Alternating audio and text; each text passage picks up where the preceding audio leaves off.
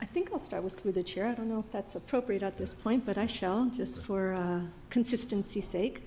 So I am actually, this school year marks the end of my 30th year in education and being in the education profession. It's hard to believe I've been doing this for 3 decades. And I'll have to say that this budget reduction process was one of the most challenging processes I've had to lead in these 30 years. Aside from having to bury a child, and I've had to do that more than once, this is definitely the most challenging.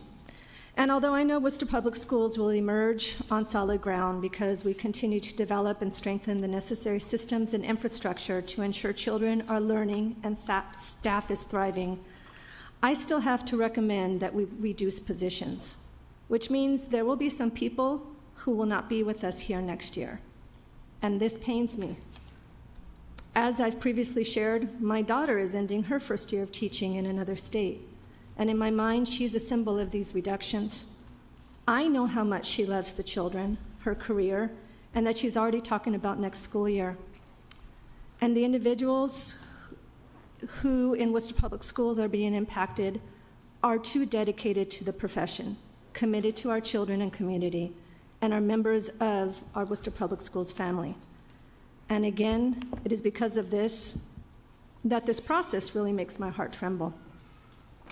It is truly ridiculous that we're here right now. We have strongly advocated for a higher inflation rate that would at least keep us on par with the actual cost of maintaining current positions and programming. But that's not what we received, and it angers me.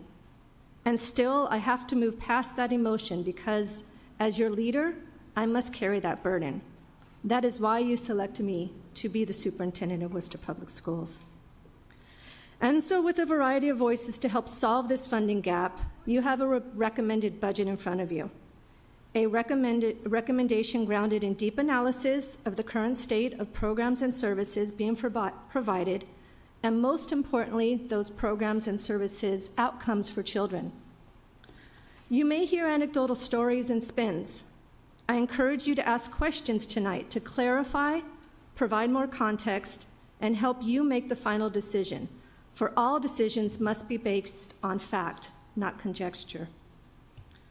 The budget recommendations you have in front of you tonight are based on a streamlining of efficiencies, a reduction of redundancies, and an eye for the future.